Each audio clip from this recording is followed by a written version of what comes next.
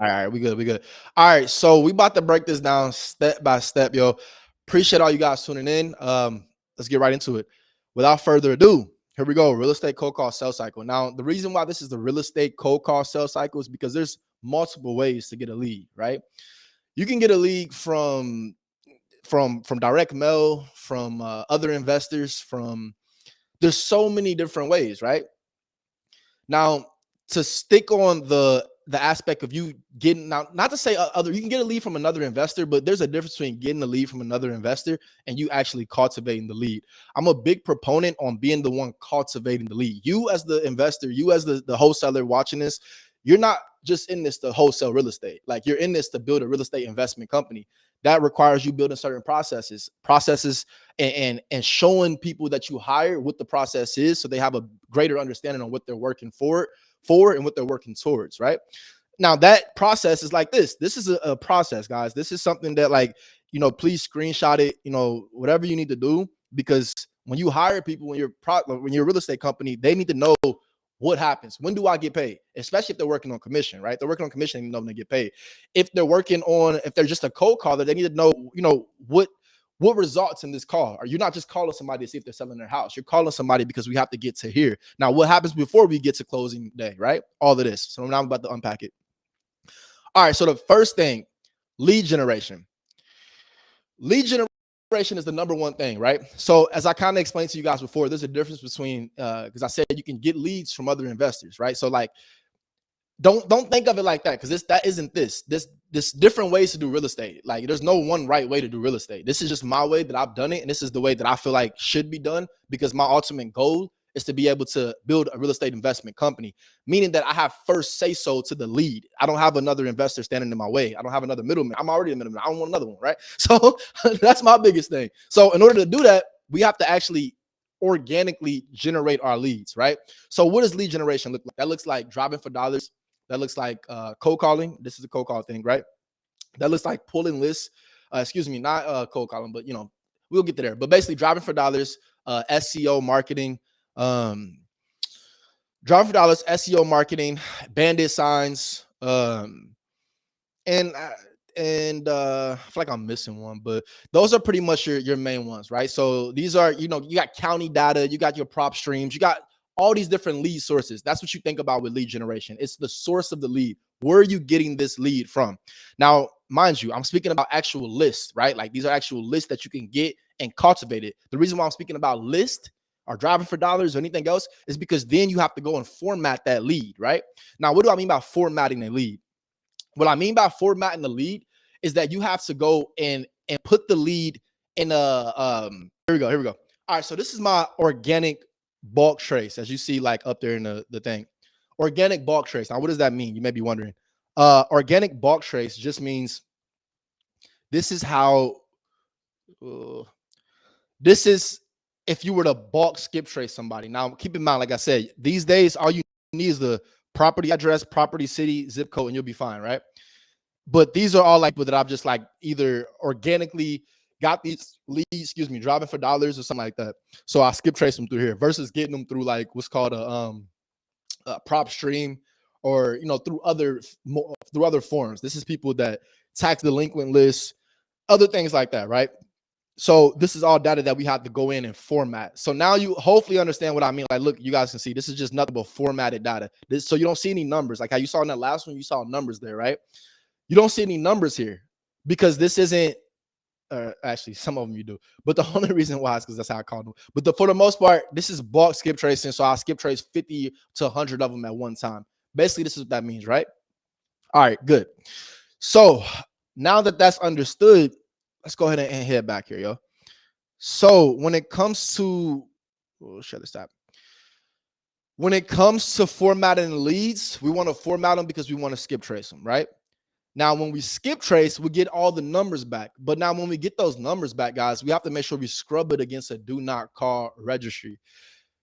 In the United States, and as real estate, as wholesaling specifically, has become more like known about, just since I've been in the game. Like, mind you, I've only been in the game since 2018, really since 2019 full time, but 2018 is when I first discovered it. It took 9 months to get my first wholesale deal, closed the first one in February of 2019, right?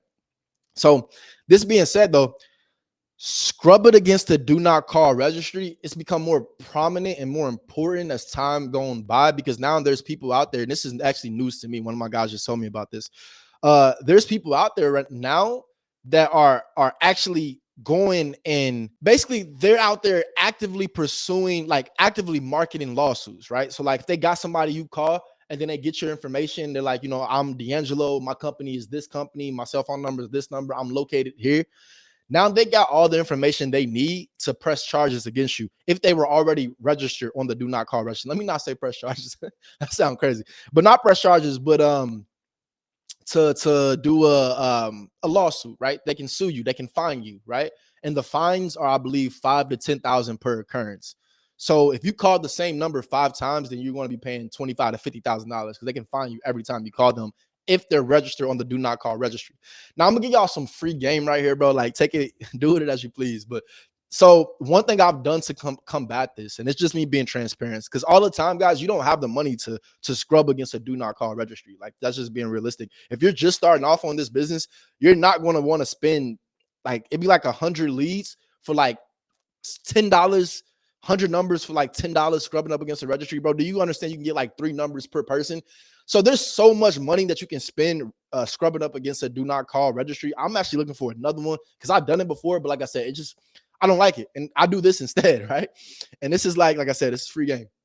So I talked about this with my guy the other day, but it's kind of something I've already implemented, right? So I noticed about a year or two ago, I would have people start asking me like, okay, this is how you know if somebody's like on the do not call registry.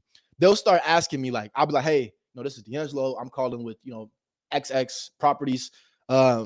Just, did I catch you at a bad time? They're like, no, why are you calling? Like, just seeing if you're interested in selling your property. Well, who are you with again? I'm with XX properties. Okay, where are you guys located? I'm located in Milwaukee. Oh, okay. And then what would you say your phone number is? That's the number you're calling on. Oh, okay. And you guys where are you buying that? Oh, okay. The thing is, guys, naturally, like I said, it started happening like a few years back, but not when I first got into the game. When I first got into the game, I was able to have like a year or two where I'm able to now, as soon as I talk to somebody, they start asking me these questions, then you're not answering my questions. Thus, I don't control the conversation. If you're familiar with anything about me when it comes to real estate, you got to control the conversation. That's the only way you're going to be successful in real estate. I mean, it's much like, I'm not gonna go there, but the point is you need to control the conversation. If you can't control that conversation, then you're going to be the one controlled and end up revealing more than you probably planned on revealing, right? So when you're on the phone, you need to learn how to read tone. You need to learn how to read. First off, you need to learn that you're always in control. And if the moment you feel like you're not in control, you might as well hang up the phone call, right? And the reason I say hang up the phone is because this is what can be happening. If you're answering those questions that they're giving you, then now they have all the information they need to file a do not call, fine, complaint, or whatever it is to the FCC. And when that happens, now they're knocking at your door. How that conversation should go, as soon as you ask the question, hey, this is D'Angelo with XXX Properties. Just seeing it, did I catch you at a bad time? And she's like, no. Okay, just call and see if you're interested in selling the property on 123 Main Street. Well, who are you again, D'Angelo? I'm with XXX Properties, but are you interested in selling that property on 123 Main Street? XXX Properties. I've never heard of you guys. Are you from Milwaukee? Are you from this? Well, I'm just calling to see if you're interested in selling a property on 123 Main Street, Mel. Well, are you from here? Because I just want to know if you're from here. Well, I'm actually from here. I don't say where I'm actually from. I almost never do, unless I got the vibes of the conversation, unless they're complying with me, unless they're like, yeah, this is the property I do want to sell. Unless we've already built rapport, I might just give you that first one.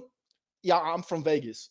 Oh, wow, people in Vegas buying out here now. Okay, I didn't know that. The market is so crazy out here. Okay, and then D'Angelo, what was your last name? Now, mind you guys, when that happens, you don't need to know my last name. Mel, are you interested in selling this property? Well, if you could just answer these questions, click.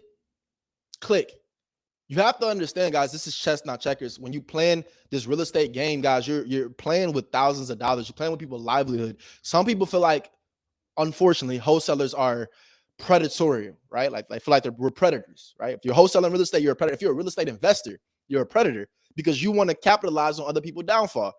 Now, with that ideology and knowing that this is the perception, even though we know that's not true, we're providing a ton of value, right?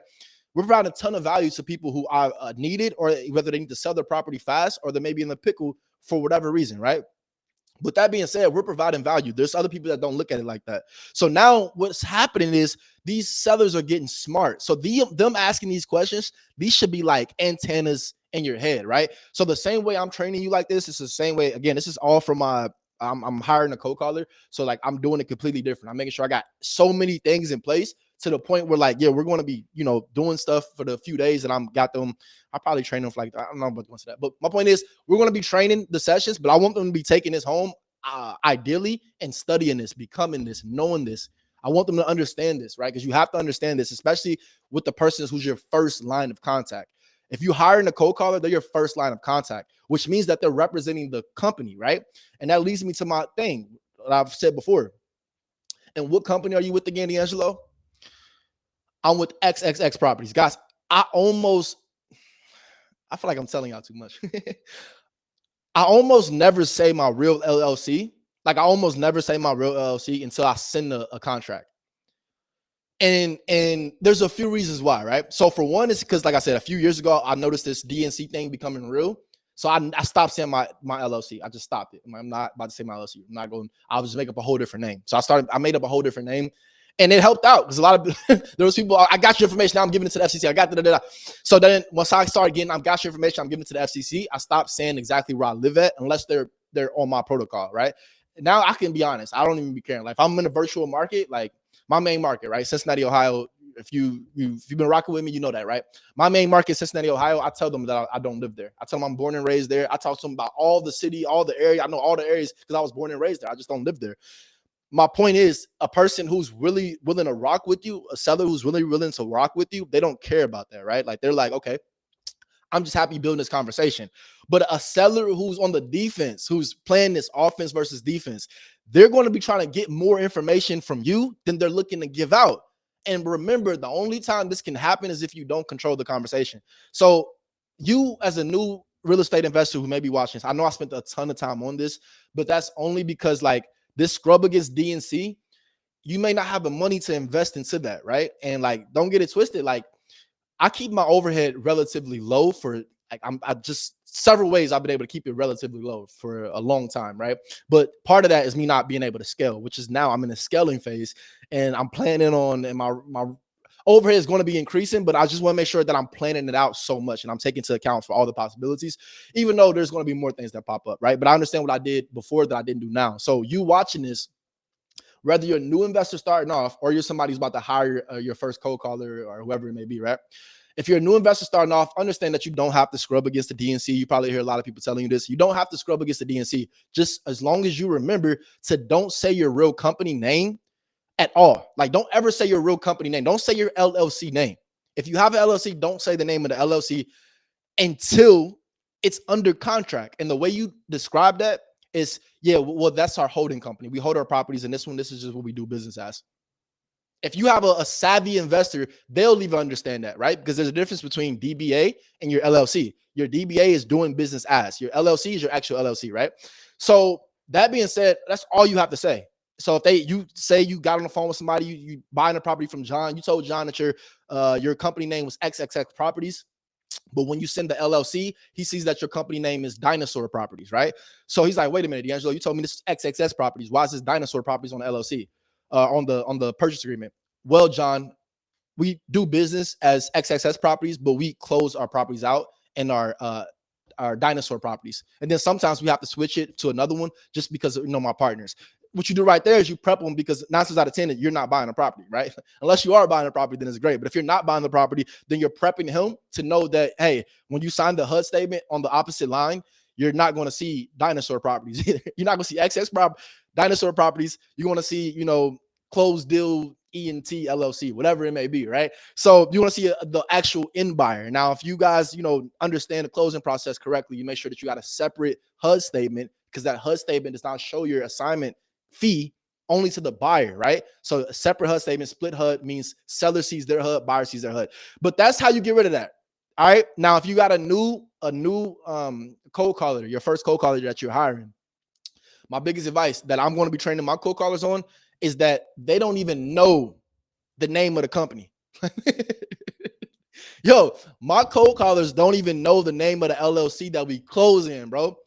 You got to understand that, because what happened to me throughout the years is that sometimes I start tripping up, right? I started being like, yo, I start saying my real company name is what I'm saying. Because it takes, if you have this real company name that you're talking about all the time, and then you have to just switch it for like 2 hours a day while you're cold calling, that can be kind of challenging to like do that. So sometimes I slip up and say the real company name when I'm not supposed to. And then sometimes I just say the name because, like I said, if the rapport is built and if you're following my lead, being the seller, if you're following my lead, what I put out there, then we good, we rocking, right?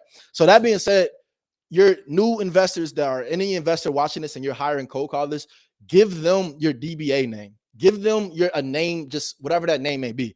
And just kind of a quick story. I told you guys I was reading the workforce for a little bit, right? I had a insurance company that I was applying to, right? Now with that insurance company, I was, you apply to the job, you're trying to figure out who you're working for, who it is or whatever, right? So the insurance company, the job application that I applied for had the name of one company, right? I looked on LinkedIn, I found the company page, right? And I was like, okay, like it was a small company, didn't have anything, but like this insurance opportunity was so big. So I'm like, how the hell is this? This don't even add up, right? So I go to the actual interview, and there's this, if you guys are familiar with sales, there's a big sales meeting in the beginning. They pumping everybody up. You can make, millions of dollars a year, showing $1 million checks, all type of dope stuff, right? It was dope. That being said, though, at the end of that meeting, they think about it, whatever. I go home. I get there, excuse me. I end up finding out that the actual name of the company that I applied for was different than the name of the company itself. When I go home and research why, it's because the name of the company itself had horrible reviews, like horrible reviews, versus the name of the company that they had you apply to. It basically, you didn't see anything except for like a LinkedIn page, like a small LinkedIn page, like 2 followers, like nothing. You basically saw nothing. My point is, they knew what they were doing. There's ladders that you get to until you actually understand the core of our business. I'm not going to tell you the core of my business if I'm not in business with you. That's kind of the ideology there, right? So you, again, hiring a cold caller, they don't need to know the core of your business. You put everybody in place. That way, they don't need to understand fully the entire thing. They can see this, still show this to them. Let's say they understand, if you got them on like $8, $10 an hour plus, 10% commission or whatever it may be. So that way they can understand all the hurdles that you have to go through.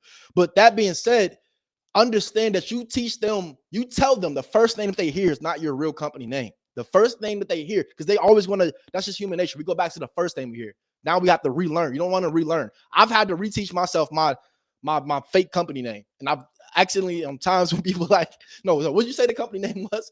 I've accidentally said my real name. Right. So that's just, like I said, that's a little just ninja tip for you guys. It's really big though. If I was you, I would take it. Right. All right. So now this is where things get kind of interesting here. Cold calling the lead is next, bro. Hold up, big steppers. I'll be right back. Appreciate you guys tuning in. Hold up. All right, I'm back. Shit, I got hot. I had to turn on my AC, bro. The beat is light, be beaming on me and shit. All right, AC is on. All right, so yes, definitely this light. This shit is beaming.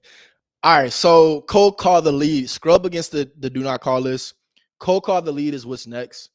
After you cold call the lead, now only it's like one of 3 things can happen when you cold call the lead, right? So now if you're the person cold calling this, again, if you're the person on the front line, this is you calling. If you have your worker, they're the one who's calling, right? And I try to refrain from saying workers. I'm always a big team member guy with anybody that I work with. I call them my team members instead of my employees. That's just a camaraderie thing. Anyway, cold call the lead.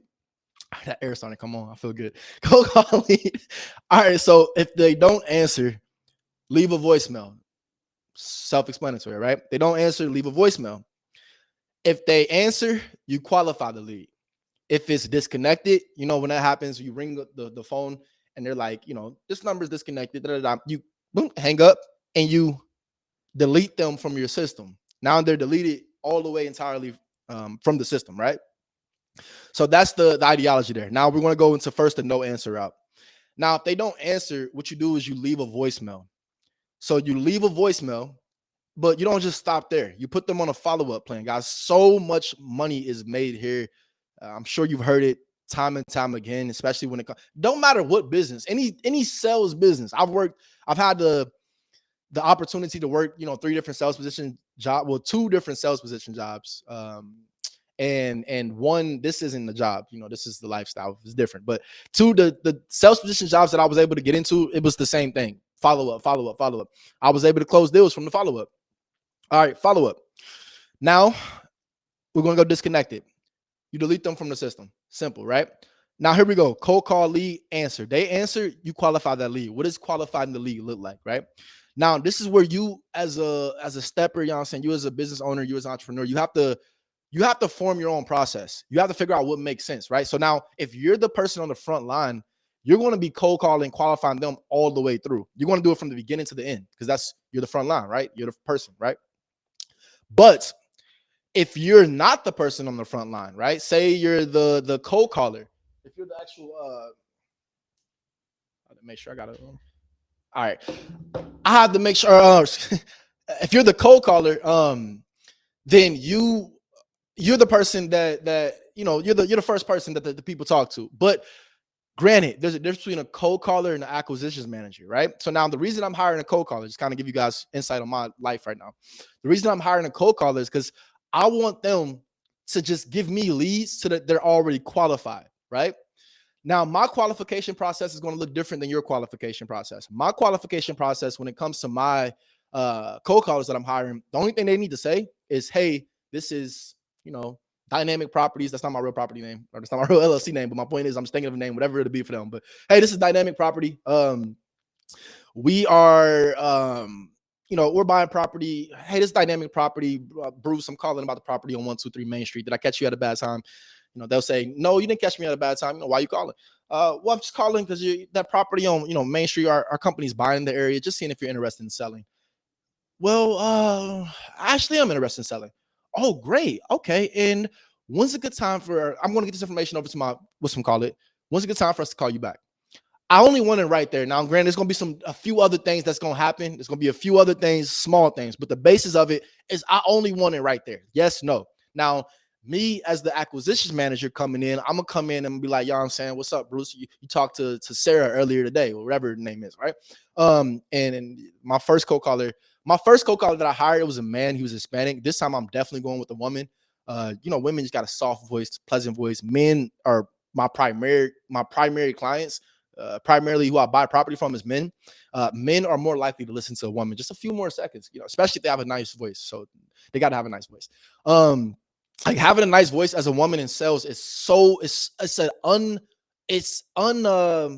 underrated. Like, I don't think if you're not in sales, like, you don't understand how, like, it's so important, guys. It's so important. That's what, like, just think about yourself. If you a guy watching this, if you're a dude listening, like, you're not about to listen me on the phone. What up, bro? Like, so I don't talk like that. My point is, you're less likely to listen to me just those couple more seconds. Granted, I have, skills that I do, but my point is, women work.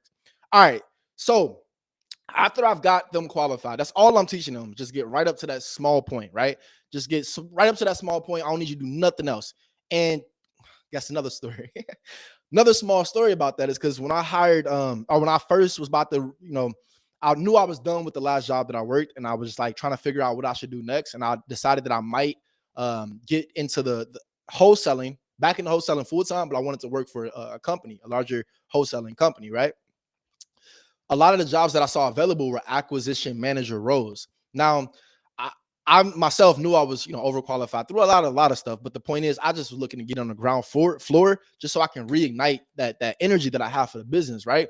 At that point, I knew the other industry just wasn't for me. So I'm like, yo, I'm going to get in on the ground floor. I'm going to work my way up, blah, blah. I already know all this stuff. I know all of this, right? So I get to this interview. I get to the third round of the interview. The guy who's the owner of the company, they did like $2 million a year in sales, probably like, $1 million in net profit. Point is, he took me through a round robin, a little play action, a little a little role play, right? So he takes me through a little role play, and I'm doing the role play. I'm like, hey, this is D'Angelo, da da da da da da da. So imagine I'm applying for an acquisition manager role. I take him through the role play, and I'm like, just calling to see if you're interested in selling property on Main Street. Did I catch you at a bad time? Like, no, da da da. And he started saying some things and blah blah blah. My point is, the first question that he asked, I got off. I was like, I killed that shit. I know I killed it. Excuse me. First question that he asked, he was like, hey, did you wholesale through the whole process? Like, did you do the whole process by yourself?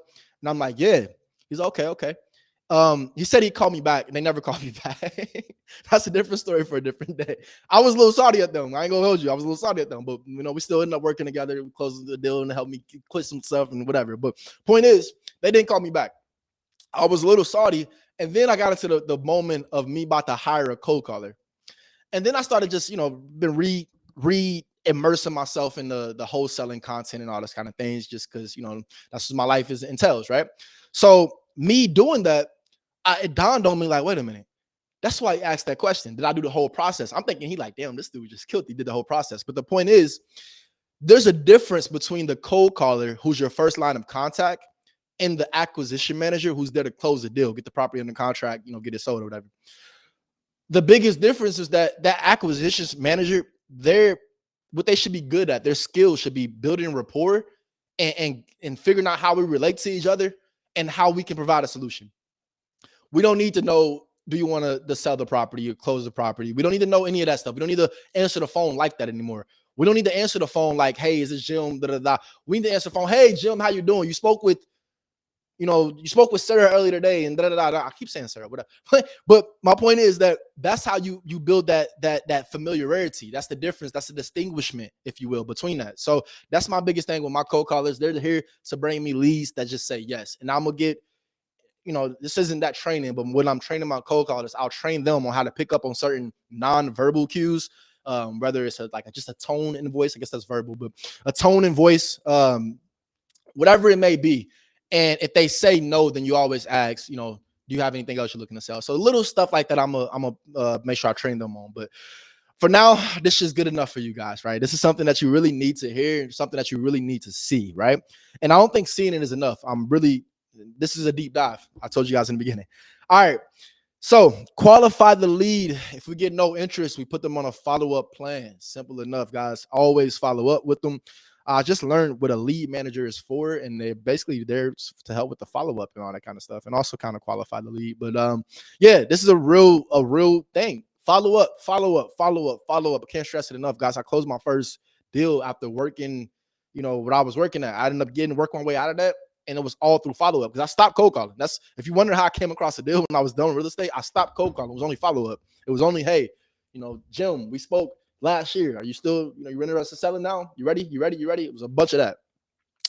All right. So VA sets the appointment if you qualify the lead and they say yes, right? And when I say yes, that means that, they say yes, right? So one kind of pro tip that I actually heard, I was watching, like I said, I've been getting myself back into the wholesale content. One thing that I heard is that a guy, he coached his cold callers to get the email address right here on the qualified lead, which, bro, that's golden. If you coach your cold callers to get the email address right here, you're going to understand why that's golden, because there's another place that you can do it, but it's better if you get it done right here. The way he did it is that he said, in case we miss you, in case we get disconnected, or in case we miss you, what's the email that we can follow up with you on? The guy had no problem. There was like a call that I was listening to. He had no problem giving the email. All right, I'm gonna explain to you why that's a big thing in a second. Hold on. So VA sets the appointment. So now once the VA sets the appointment, guys, you update the CRM. Your CRM is whatever you use, right? So your CRM is just whatever you keep your data. Some people use, Podio and stuff like that, or you can use like a Mojo Dollar. Mojo Dollar has a built-in CRM. Kind of recommend that your CRM is different than your dollar, depending on your business setup. But I would kind of recommend that your CRM is different than your dollar. But that's a different video for a different time, right? All right. So once the CRM is updated, now you just got like a little ping to your phone, or you got some kind of you are able to see that you have an appointment set to call this person back at 1 p.m. or 3 p.m., whatever it is, today or the next day, right? So now you see that the appointment is set because it's updated in the CRM. After you get it updated in the CRM, now what you do is you call back and you go through the script, right? Now, I say go through the script like you got one. I don't know if you got one or not, but when I first started, I bought a script. I don't even use that script. I only bought that script. It cost like $450. I bought that script as like a baseline, like the literal baseline for me to refer back to. This is before I ever closed my first deal too. I'm like, why the fuck am I about to buy it? But my point is, I invested into myself. And so if you would like a script, stay tuned into the channel, guys. Like, it's a lot of great content coming for you guys. But anyway, you go through the script. Now, your script, when you go through it, you're going to be taking notes as you're going through it, right? But now your script at the end of it, it can include something like, what's your okay, and then what's your so let me see. I don't want to go too deep dive on this. So to not go too deep on this, what you're going to be saying is basically your cold caller, they call and just get yes or no. Now, when you call back, you're asking stuff like, is the property rented? If it is rented, is it on a month-to-month or a year lease, right? How much are they paying per month? What's the age of the roof, furnace, and hot water and central air if you have it? These are the questions that needs to be asked. Nothing else. Nothing else. Guys, don't ask too many questions. I've seen it, and like I'm not about to talk like I'm a damn guru or like I'm some type of multimillionaire wholesaler, real estate person. I'm not the guy doing $5 million a year wholesaling real estate. I'm not gonna cap. That ain't me. But I have seen people, and just from my years of doing it and my times of helping people, believe it or not, I've helped a few people.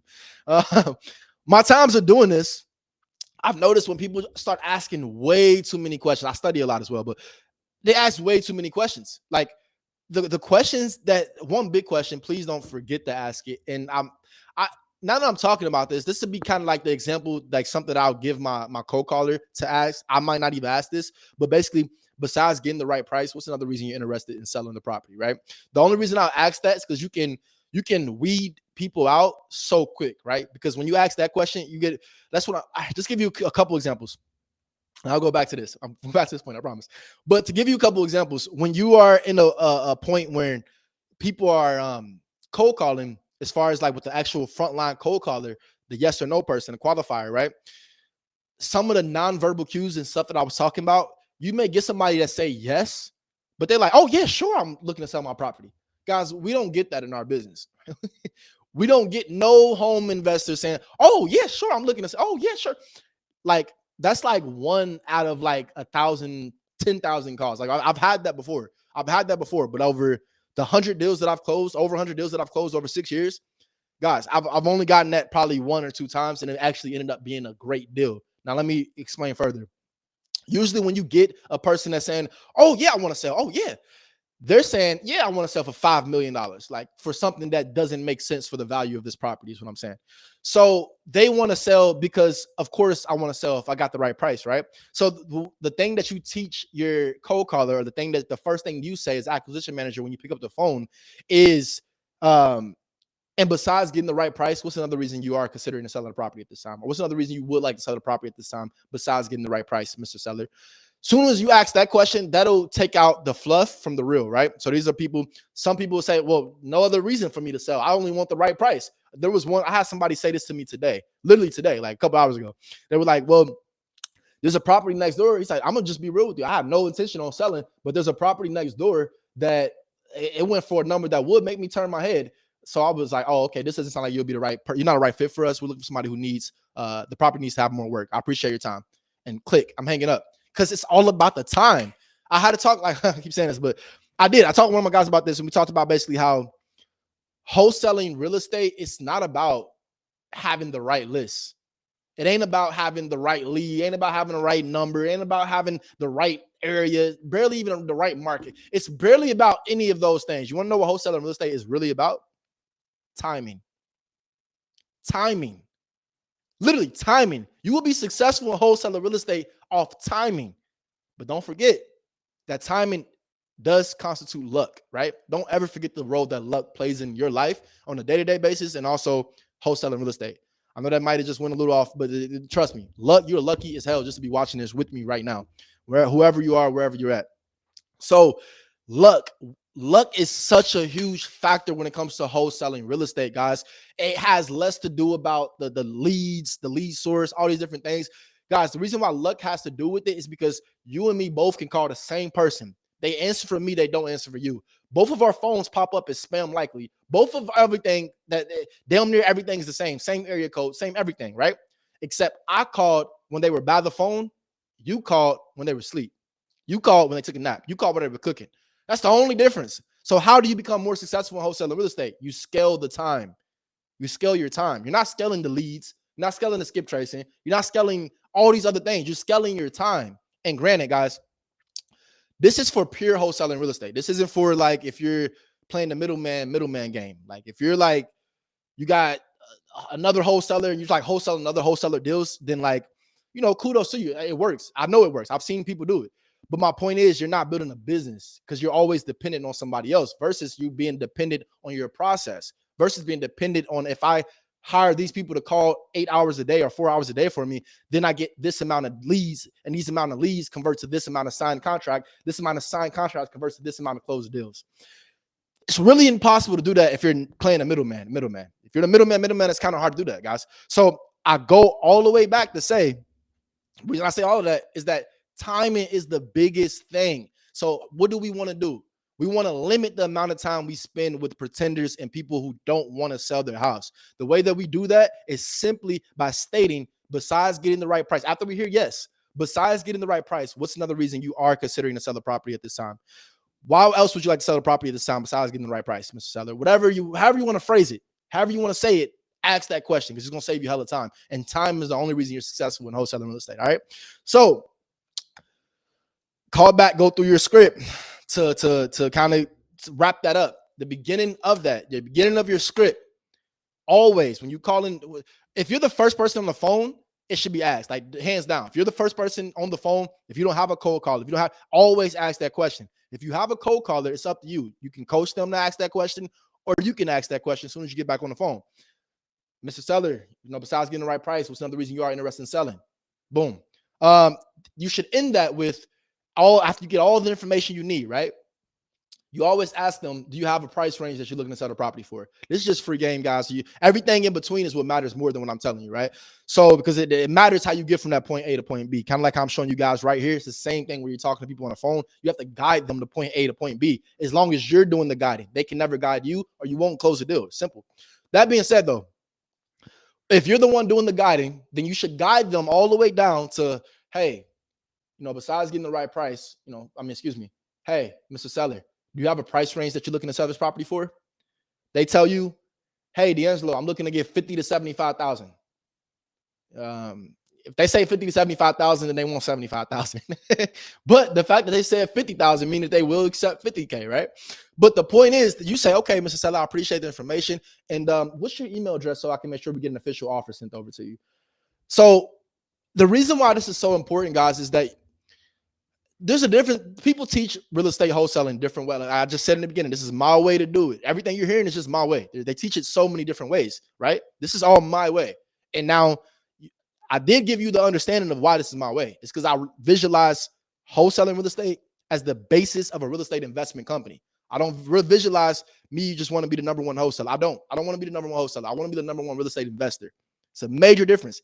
If you're working and if you're the middleman, you will be the number one wholesaler. If you're working ground up from cold lead to closed deal, then you will be the source. And that's a major difference, all right? So let's rock out. When it comes to you being the source of the deal, when it comes to all of this, you have to understand that from my perspective, the more information you get on the phone call, the more it puts you ahead of other people, right? You're not the only person contacting this person, right? You want to get more information because now they're more invested into you. How many people you think called this seller today? I mean, if you're depending on the market you're in, 5 people, 10 people, 12, when depending on the market you're in, 2 to 20, right? Depending on the market. Fact remains is that how many people you think the seller gave their email address to? It's a major difference, guys. There's a ton of people who call him and they go even do the next step, right? They're going to call back. They're going to call back after they run the numbers and do everything. Then they're going to make the offer. A lot of people are just saying, okay, you can't take the offer. Boom, hang up. Can't do anything else. I'm always going to, just the way I do it in my business and the way that I just will always teach it and the way that I'll preach it is that get more information as possible, guys. I've had one call closes, meaning that I've got seen the property. The seller told me their number. And I've been like, okay, what's your email address? I'm sending over the purchase agreement. What's your email address? Okay, yeah, you got to always make up a reason why though, right? Because nobody likes to feel like they're being played. Nobody likes to feel like they're being played. No matter how good of a deal they might think that they're getting, you have to make them feel like they're getting that good of a deal, right? They think they're getting a great deal. You got to make it reality. Yeah, you are getting a great deal. So my point is nobody likes to be played. So therefore, you have to make sure that you get enough information from this seller in the beginning. You get enough information from the seller in the beginning, guys. Even if you get a great deal with the seller, you have to make it a reason why. I've had one call close. That's where I was at. A one call close, meaning that the seller told me they wanted $40,000 for the property. I looked at the numbers because sometimes I just keep people on the phone and I'm like, oh shit, this is like on Zillow worth $100,000. $40,000 is a no-brainer. I've been like, okay, well, you know what, Mrs. Seller or Mr. Seller, we actually just bought a property on X street near theirs. We paid like about 35 for that one, but you know, it sounds like this property is around our condition. Let me go ahead and get your email address. We'll check out a few things, but if they look good, then I'll shoot you over the purchase agreement. I'll send you a confirmation text once it's been sent. How does that sound? So you see how I complicated that a little bit? Like I made it way more complicated than 40K is a great deal. Yes, take it. Give me a better. I complicated it a little bit, right? We usually don't do this. I mean, we kind of do this, but for you, we'll do this. We'll do all those little things, all those nuances, guys. It matters because nobody likes to feel like they're being played. Nobody likes to be taken advantage of. Nobody. All right.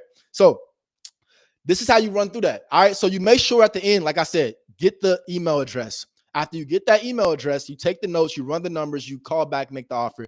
Also, real quick though, make sure you read the room. If this seller's rushing, if you told them I'm gonna make this fast, because remember, if they are rushing, I'm gonna have to get my script for you guys. I had it like the whole thing. I'm gonna have to redo it for you guys.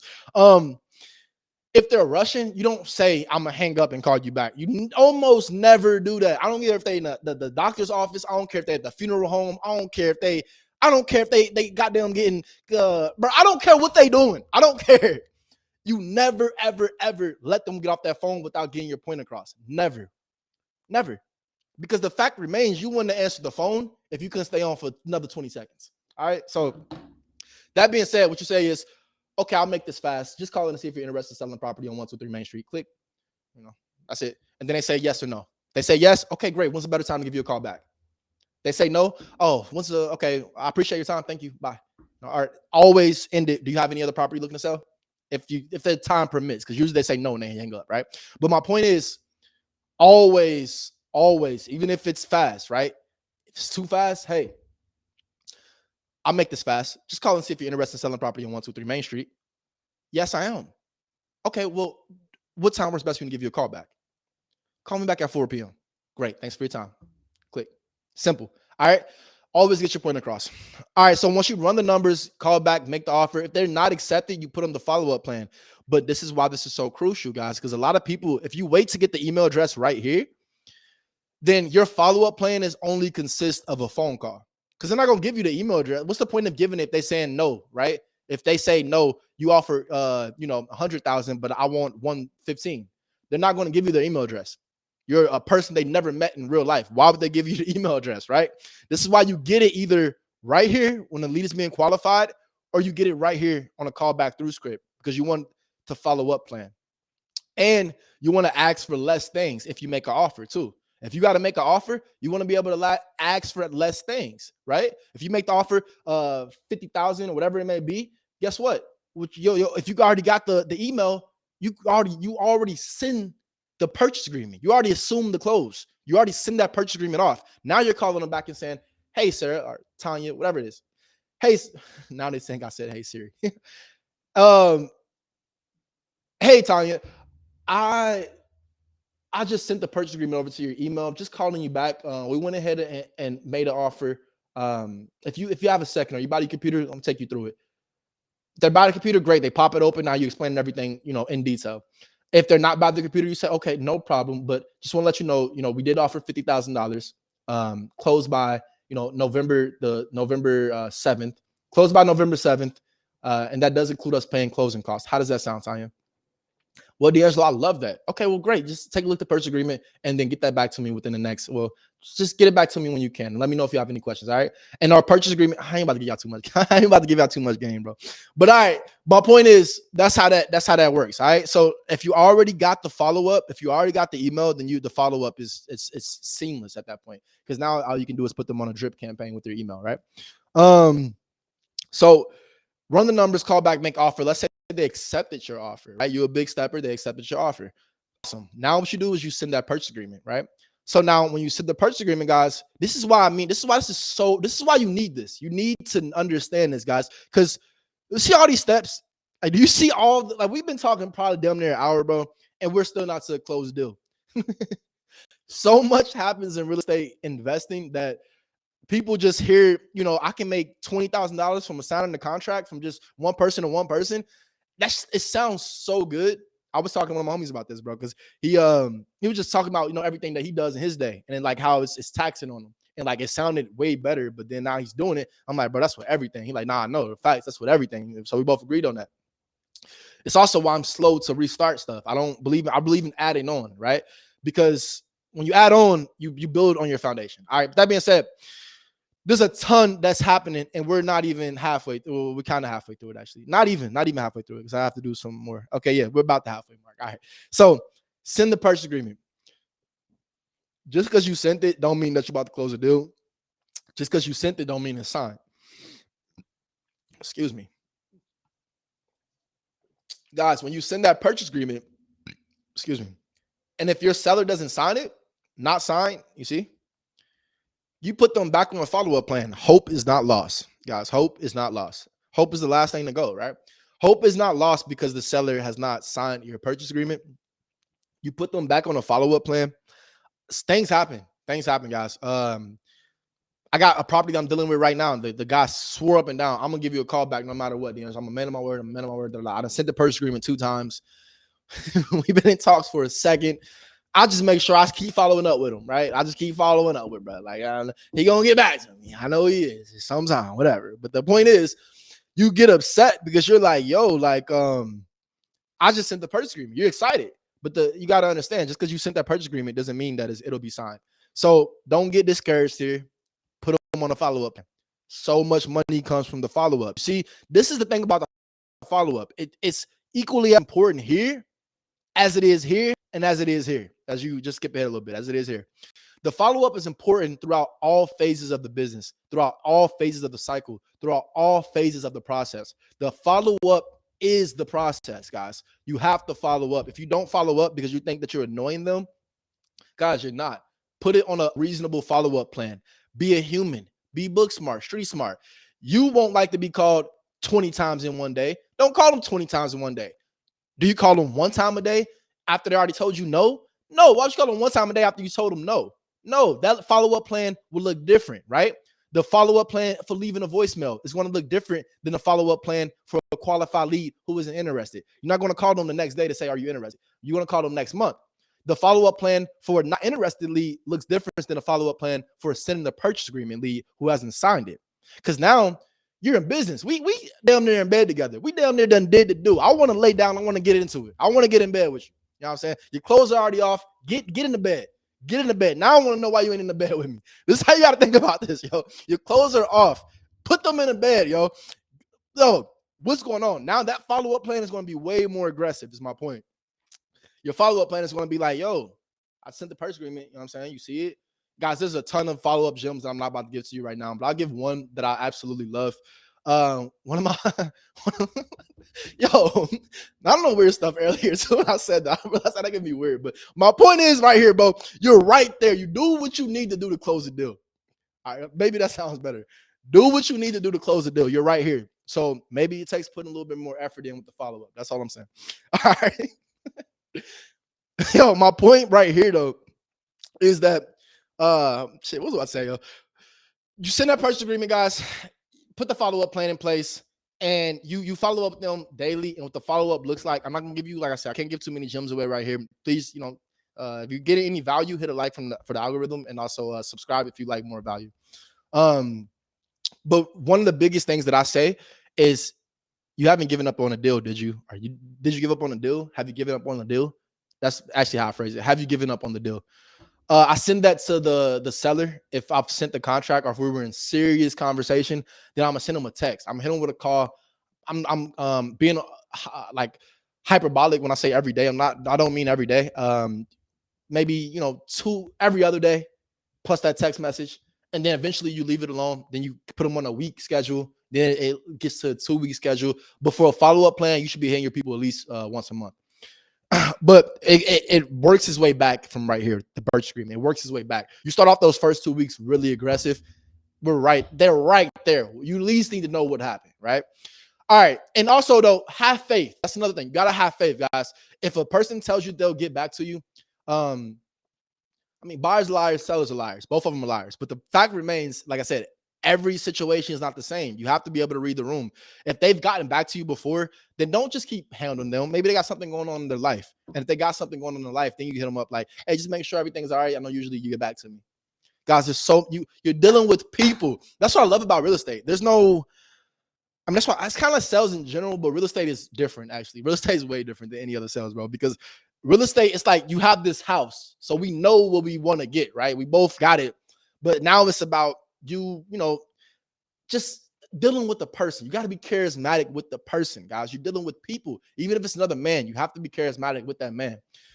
All right. Signed. Sent the purchase agreement. They signed it. Awesome. Now, what happens when you sign a purchase agreement? This is my process. Like I said, everybody has their process. We're about halfway through it now, but this is my process. So after I get a signed purchase agreement, instantly, I'm dispoing to all my pocket buyers. My pocket buyers are people that I've closed the deal with before, or people that I just like how they do business. And we've definitely closed a deal before. Like, not everybody that closed the deal before just gets these deals before I put them out. But I'm definitely sending to my pocket buyers. And it depends on the deal, right? You got to this is not a blanket statement, but I'll give you the different scenarios. So you got the kind of deals that you know are closes, right? Kind of like what I explained to you. One called closed deals. Seller says 40K, it's 150K on the Zillow. You know you about to be able to sell that for 70K. You like, that's just a clean deal. You know that's about to happen, right? So you're sending out to these kind of buyers, your pocket buyers, right? Other scenario, you're in a position where the seller has tenants in the property. When the seller has tenant in the properties, you ideally want to sell that on the first go around, guys. Some people might teach you differently. This is my bread and butter. I swear by it because I've done it and it works every time. You want to try to sell that property with the sellers in it. I mean, with the tenants in the property or the sellers in the property. If you want to sell the property occupied, you want to sell it on the first walkthrough. The reason why is because it makes it simpler. It makes it simpler for everybody involved, right? The seller, they don't have to keep scheduling stuff with the tenant. If you're the person talking directly with the tenant, you don't have to keep scheduling stuff with the tenant. But you and I both know that that's not how it always works out, right? And real quick, as far as the pocket buyers, the one caveat with pocket buyers is that depending on the deal and depending on the circumstances, you might take and also depending on your pocket buyer, you might take a hit, right? Because guys, even if you have a good relationship with a pocket buyer, sometimes they can't help but smell blood when they want to, right? So if you're in a vulnerable situation where they're like, damn, he might not be able to get back in this property again, and he's the only buyer going, and you might got the seller going, and you even got your boots going with you type shit, like, bro, you put yourself in a situation for one, you're getting offered way less money than you probably would have had if you had a few people with you, right? A few people walking through. And for two, if you ain't got the boots with you and you only got the buyer going by themselves because you think you got such a great relationship, then you're risking the possibility of the buyer, circumventing you on the deal, meaning going behind your back directly to the seller, or the buyer's just flat out telling your seller that, hey, I'm buying this property. And maybe not, they're not going to circumvent you, but at this point, you're not the buyer in the seller eyes. So my point is there are caveats to doing that, but the biggest thing is I say pocket buyers, guys, you need to have a relationship with these people. And you need to understand how much they value the relationship. You know how much you value the relationship. You need to understand how much they value your relationship based off previous experience and also based off mutual respect when you talk to them. You know what I'm saying? Mutual respect. So that being said, you dispo the pocket buyers with those caveats and understanding that who you're going with. I have great buyers, guys. I have a few great buyers that, like, I give them the deal. They don't care about what I'm making on it. They just worry about if it's a great deal for them. So that being said, guys, you dispo the pocket buyers. You want to ideally send your boots and your buyers together because your boots is going to be your middleman, your liaison, right? Your liaison. I say liaison. Your liaison, your liaison, whatever you want to call it. They're there in another form of you to make sure that the buyer is not doing nothing crazy, but they're also getting pictures and videos. You got to, maybe you want pictures and videos for your website or for your marketing material, whatever it may be, to show you closed another deal. I've went through this because I'm actually in the process of hiring real boots on the ground, like real boots on the ground from the standpoint of, like, this is their only job to do. And I've sold deals, like the last few couple of deals I've sold, I've only sent my buyers there. And granted, I have a great relationship with these buyers, which I'm thankful for. But also, it's kind of a little challenge to get pictures from your buyers because they're like, nigga, like, I just went to the property for you. I just did all this. Like, you get your own pictures. Like, but shout out to one of my buyers, bro. He was a real G for sending me pictures. No, that's a real thing, bro. Real thing. It's like, it's petty, but that's a real thing. You know, you got to understand how they might view it. Like, bro, I'm giving you this amount of money. I don't care what you make on it. I'm doing all this. You want pictures? Get your own pictures. So my point is, bro, ideally, you want to go ahead and send that boots on the ground with your buyers. All right. And that's to get mainly to get the picks and also to play, play middleman. But if your pocket buyer is just such a great pocket buyer, and say you have to pay this boots, I mean, ideally, guys, this boots on the ground should be $100, $75 to $100 per go. No percentages for boots. No percentages for boots.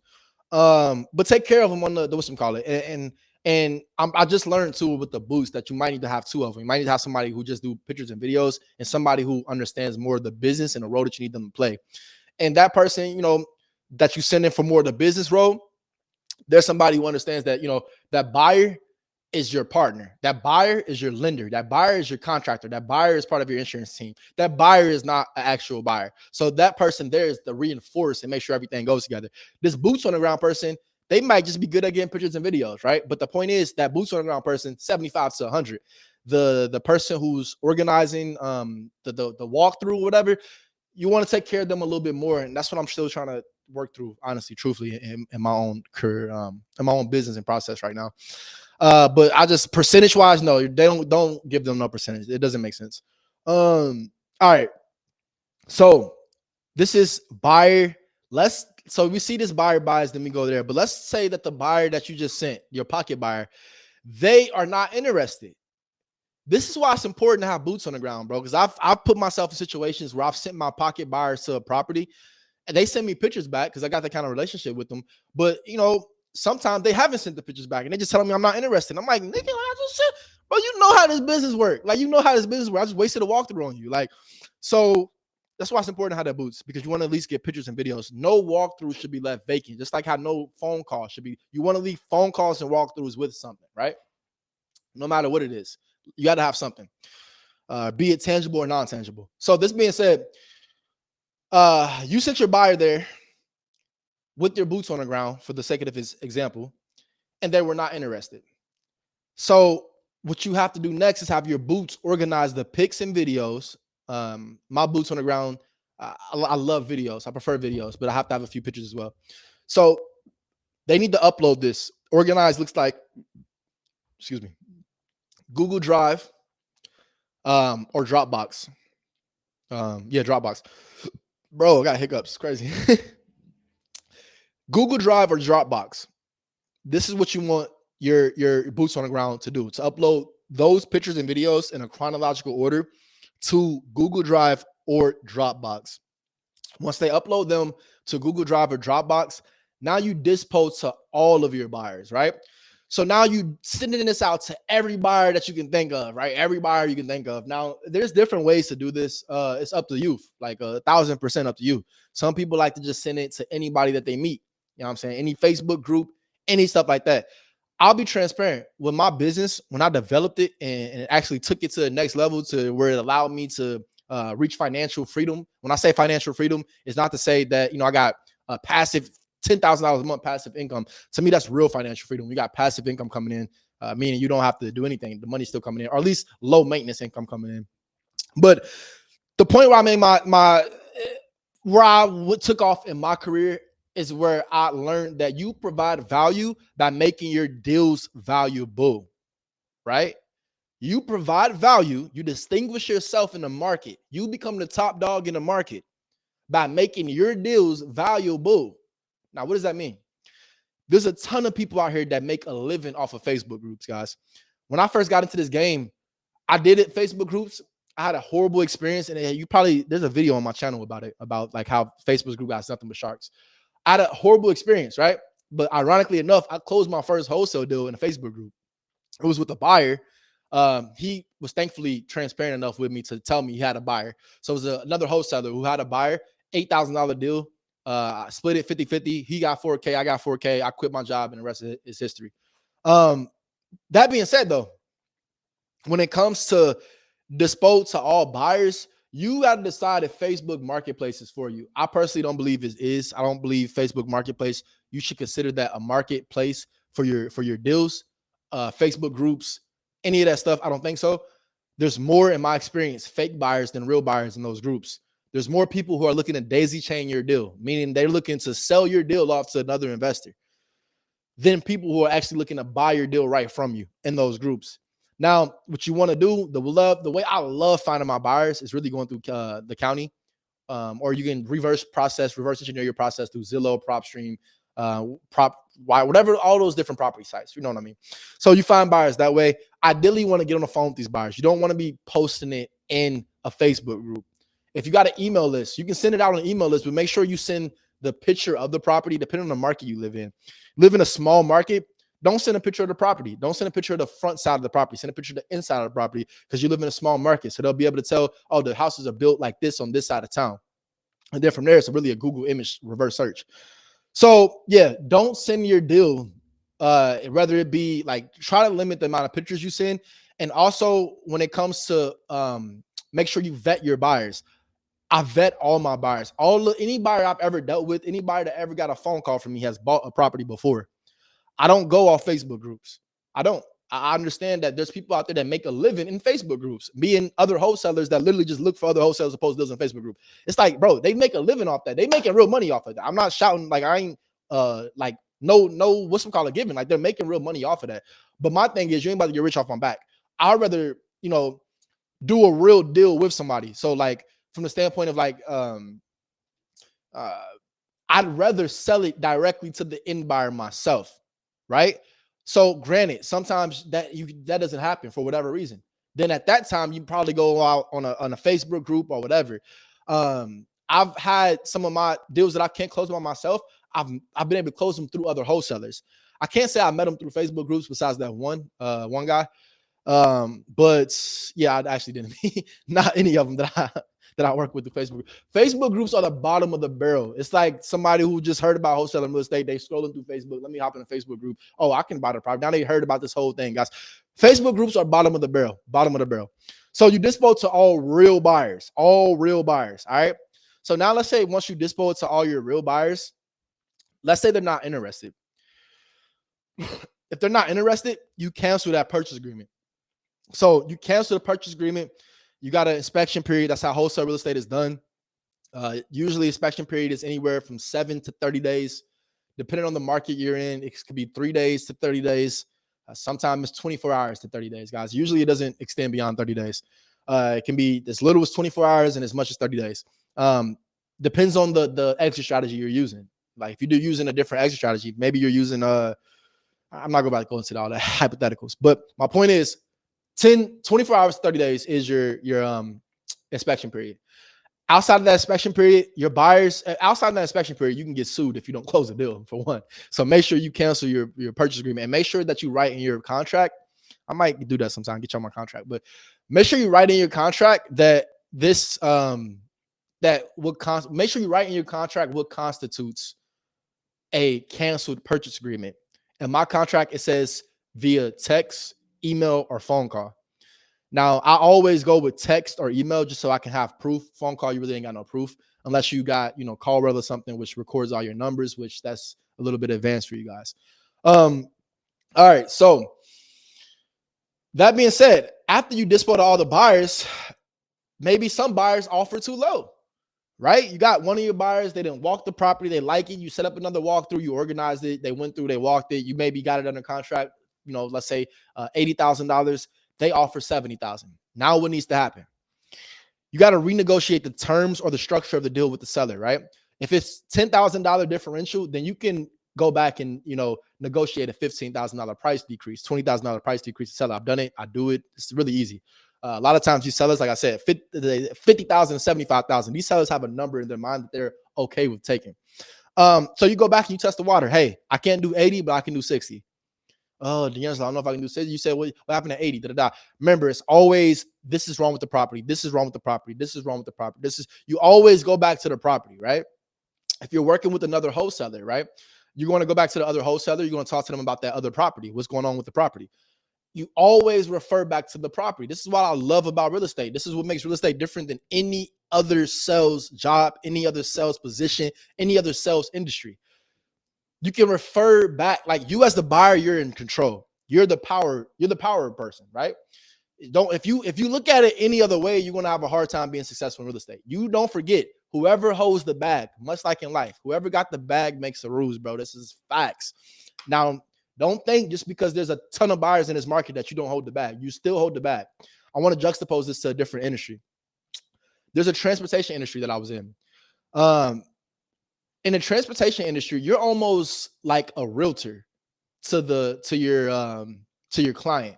And your client is going to be the person who has the goods or the freight or whatever it may be for you to transport. You're almost like a realtor. And this is what I'm explaining this because I want to juxtapose the difference between a realtor and a real estate investor, right? It's a major difference. All these difference, major difference. A realtor is of service. They're of service to their client. Their client is the seller or buyer. In the transportation industry, they were of service to the client. The client is the person who owns the warehouse, owns the products, and want to be shipped from X, Y, and Z, right? They're of service to these people. What does it look like when you're of service to them? Well, I can say in the transportation industry, you're damn near begging for freight. Like you're damn near like, please let me do it. Let me get one try, please, please, please, please. Like what the hell? No, that's something that, like I said, didn't just align with me morally and who I am as a person. Like I don't do that. I don't beg. No, I'm the person who makes the rules. That sound however you want it to sound, but that's the reality of the situation. And the reason why is because I have years of me in my head. I didn't purchase over 100 properties, bro. Like I've had to pretend I've purchased $1 million property. Like I've literally closed on $1 million contract. I've had to, in my head, tell myself I have $1 million, and I had to portray that energy. A different kind of energy comes with I have $1 million versus please let me just try one thing, please. Hell no.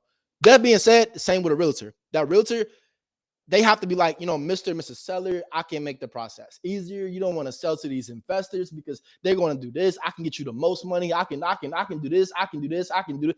They have to sell themselves so much and sell their services.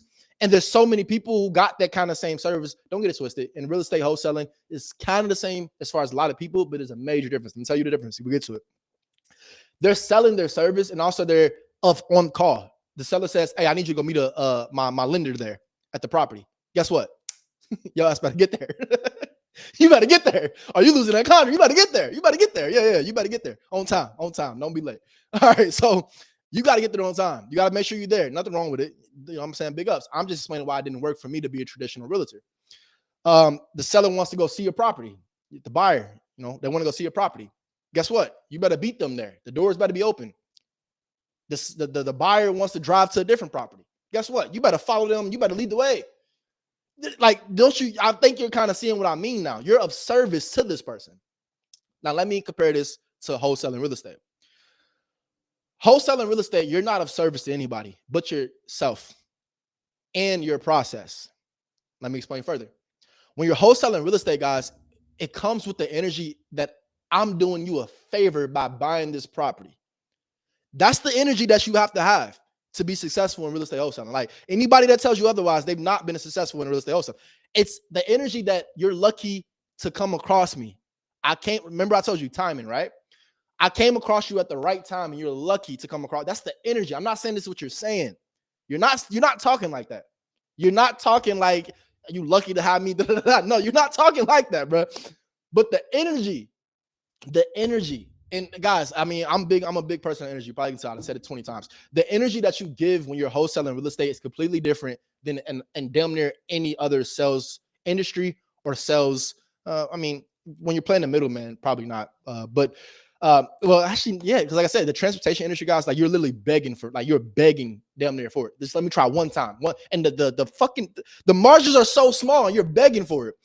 When it comes to being a realtor, I understand that if you have the personality that you like to, I feel like the person, like women, that's why women are really great at being realtors. And don't get it twisted, there's a lot of men realtors as well.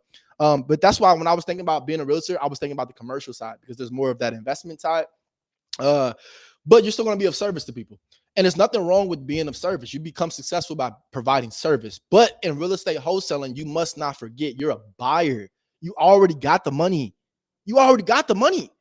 So now what's happening is that the seller wants you to buy their property. They want you to buy their property at their price. You understand what I'm saying, bro? They want you to buy their property at their price and also their terms. They want you to do all that. Now, in your head, if you're not seasoned enough as an investor, as a real estate wholesaler, as any of these things, you might think, what makes me special? There's 1,000 other people that can do the same thing. What makes me special? Again, that comes from you not being seasoned when it comes to these deals, bro. I had to get over that hump too. I literally had to, bro, it took 9 months for me to get my first wholesale deal. Once I got my first one, it was only the $4K. I quit my job because I just had the faith. But my point is, I had to have trial and error and build up the confidence, build up the belief system that I really have this money that I'm telling this person I can buy it with. That comes with a different energy. That comes with you understanding that they don't have any other options. You're the best option. You're the best option for them, right? Like you are the option. There ain't no other options, bro. You the option. Tell you why. I'm kind of give you some examples. So when it comes to real estate specifically, or when it comes to real estate and you being the option as a wholesaler, you being the source as a wholesaler, you're going to conduct this differently if you feel like they got options, right? So on a phone call, when a seller says, hey, I can close it, D'Angelo, I can just get 150,000 if I list it on the market. I'm just going to list it on the market, D'Angelo. I really don't think, like, if you don't feel like that you can provide real value there, you'll let the seller get off the phone saying that, right? I've wholesaled this property. Actually, that's a text I got this other day. D'Angelo, I've been in the business for 55 years. I'm familiar with the game. I said, okay, since you've been in the business for 55 years, then you understand that you're going to be wasting a ton of money by giving it to your matter of fact, but let me read the text message. Let me read the text message because this literally was so good. I was like, yo, but this, like I said, this is kind of coming to me. If you know what I mean by energy, but this is coming to me when it comes to, here we go. All right. So he said, pay commissions. All right. So he said, forget it, not interested. So now say, depending on the information you provide, we may be able to do 125K. Are you available for a call? This is a standard step in the process before we purchase a home. He said, think I would just put my real estate agent. Think I would just put it with my real estate agent. I said, and pay commission plus holding costs? ? Also, if the property is occupied, it'll make it more challenging to sell on the market. We only walk the property once and we'll close before the end of November and take care of all closing costs. We also buy with tenant in home. He say, I've been doing this for 55 years, so I'm not new to your game. I say, great. So you understand the value of closing with cash and not dealing with mortgage underwriters or appraisers.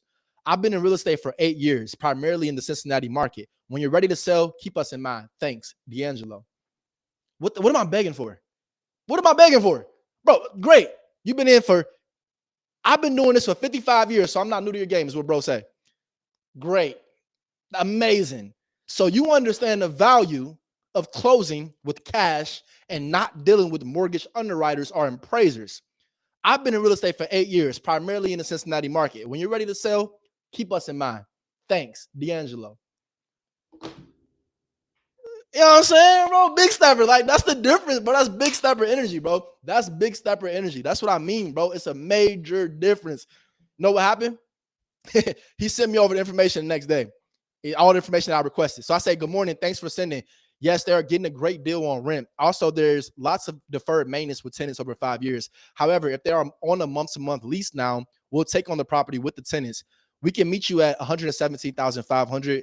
Close November 29th. We pay all closing costs. If that sounds good, please reply with your email so I can send over the official purchase agreement. Thanks. This guy didn't want to get on the phone. That's why this all through text.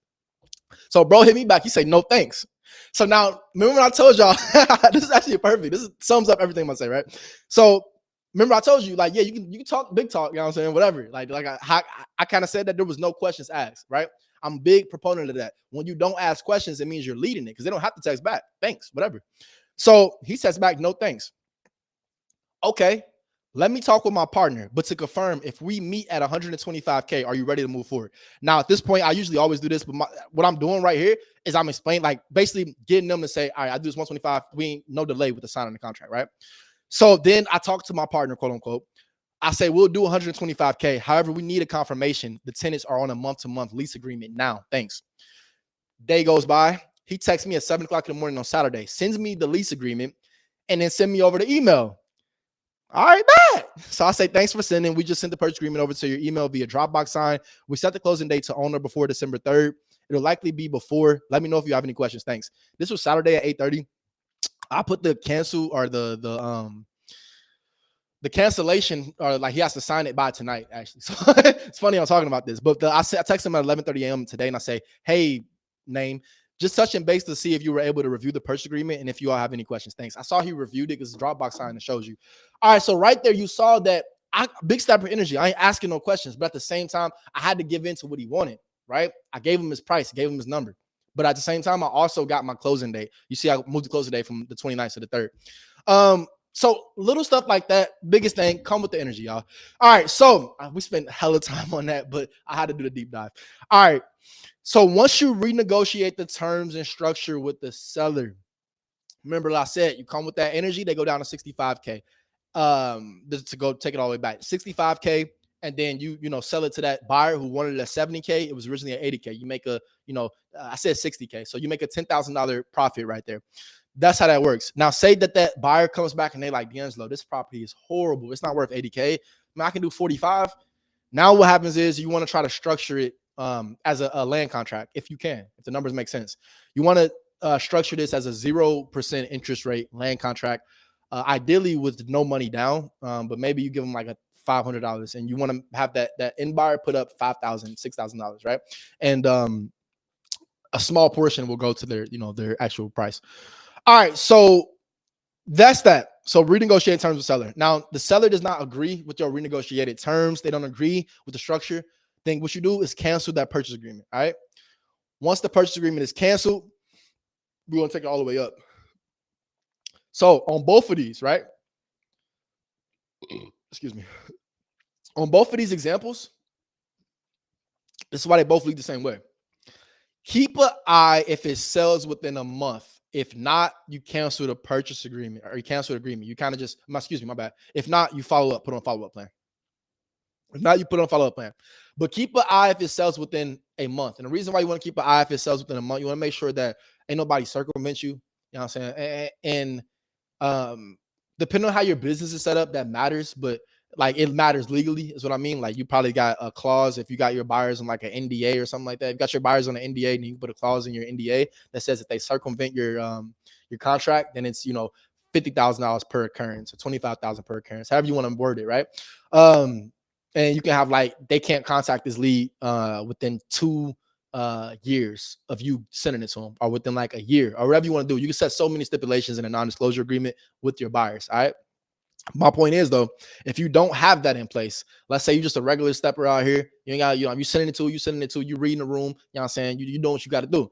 You're sticking and moving. What happens is if that's how you operate in your business, then you don't have any necessary fallback. You don't have any necessary real repercussions, anything that you can do legally, right? You don't have any legal say so in the battle, but what you can do is cut them off, right? Cut their water off, bro. Don't deal with that investor again. Anybody ever ask you about that investor, you tell them exactly what you experienced and just drag their name through the mud because they ain't worth 2 cents. All right. This is my worst. I'm not about to go into it, but just know that I think that the game should be done. There's a right way to do it. There's a wrong way to do it. The right way is being upfront with your fellow investors.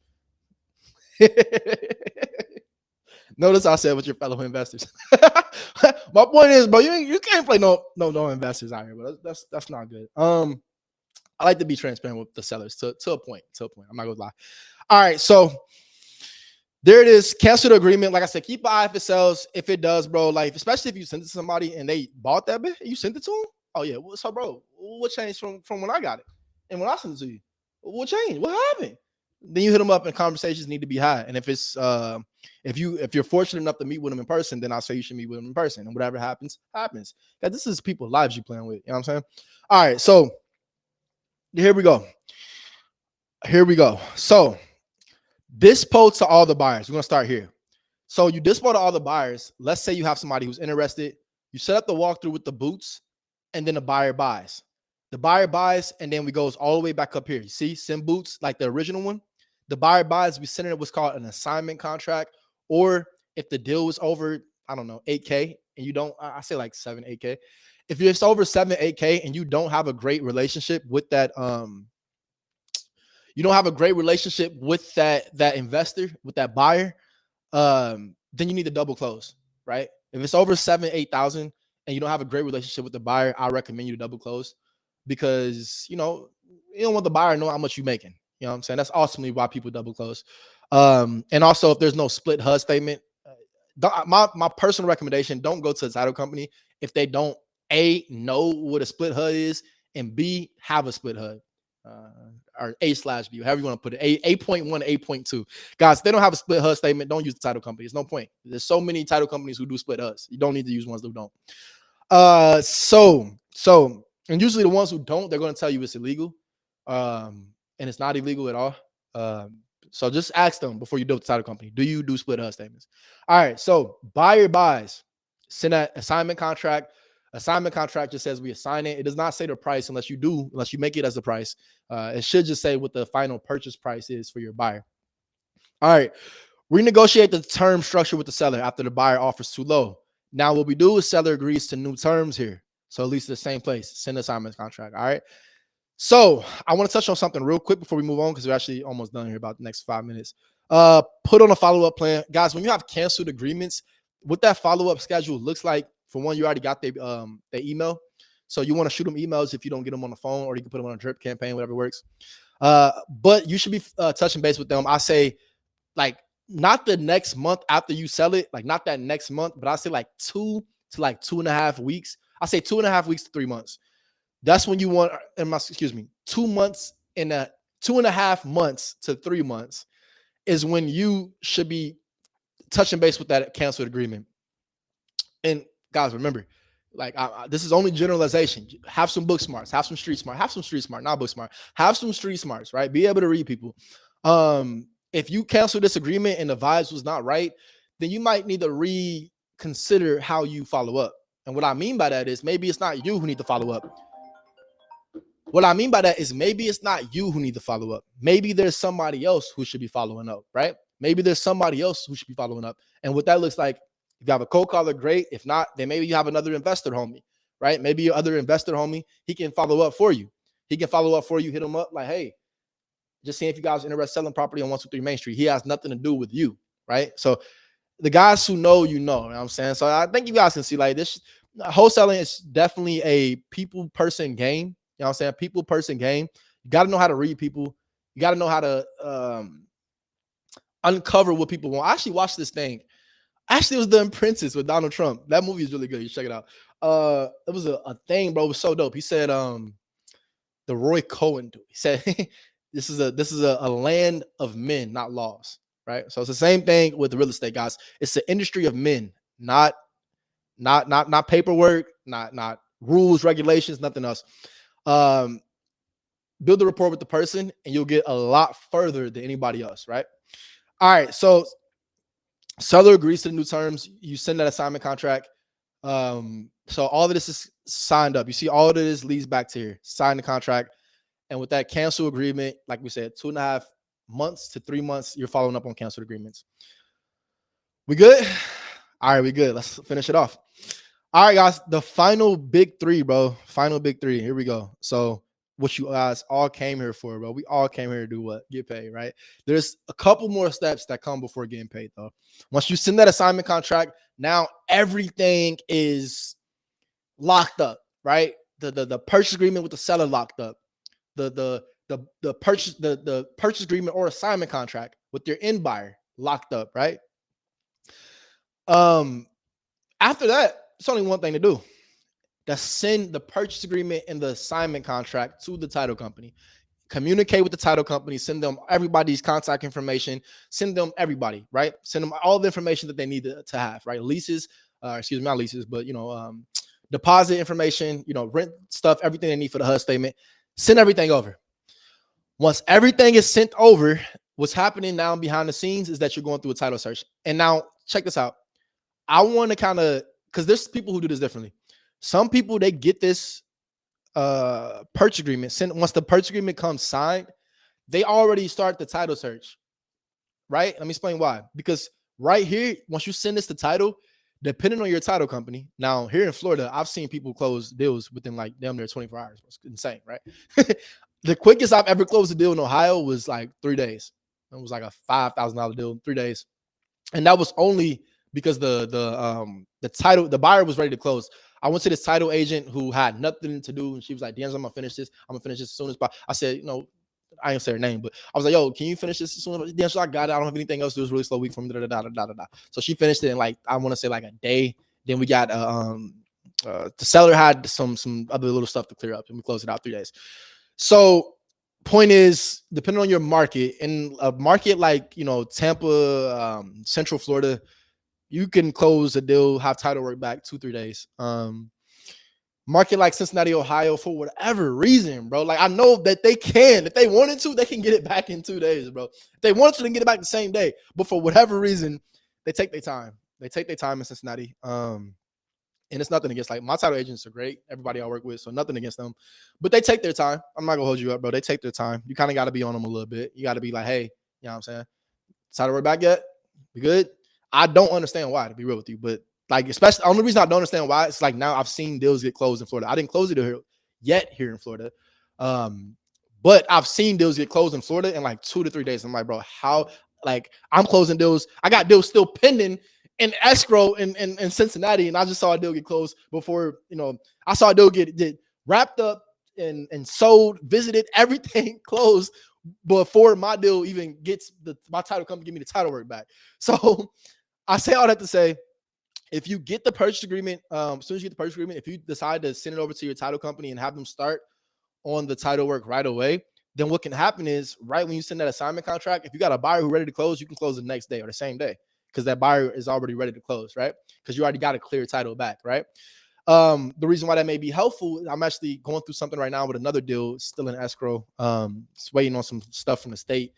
But you can get ahead of the curve. So once you find that buyer, you don't have to, you know, mess around, wait another 10 days to clear the title issues if something comes up, or 15, 20 days to clear some title stuff.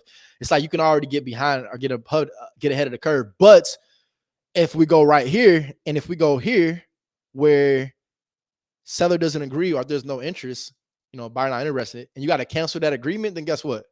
You sent that purchase agreement, but you got to cancel the agreement. Don't nobody work for free, big boy. You know what I'm saying? Ain't nobody working for free, big stepper. You know what I'm saying? You got to pay. You got to pay. So what that look like? Usually if you're not closing on a title deal, granted, I've never done that, to be real with you. Anytime I've ever sent it, it's because I've like had one of those deals. I'm like, yo, this is a layup. Like, yo, can you go ahead and get this started on me? I'm about to find a buyer. Like, I already knew it was about to layup, right? We're talking like $350 though. We're talking like $350 for title work. $300-$400. Now when you start adding title insurance and all that other stuff, transferring deeds, stamps, mortgages, all that kind of stuff, then that's when you add another $200 to it. So you can end up, spending, $800 on title work once you add everything to it, right? But yeah, so just to get the actual title work done, we're talking about, I'll say $400, maybe $500, depending on your area.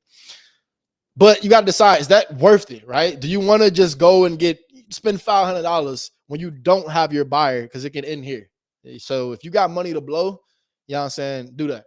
Do it all day. But if you don't got money to blow, you might want to wait until you get here to make sure it's an actual deal. So once the title comes back clear, then you arrange the closing. Usually your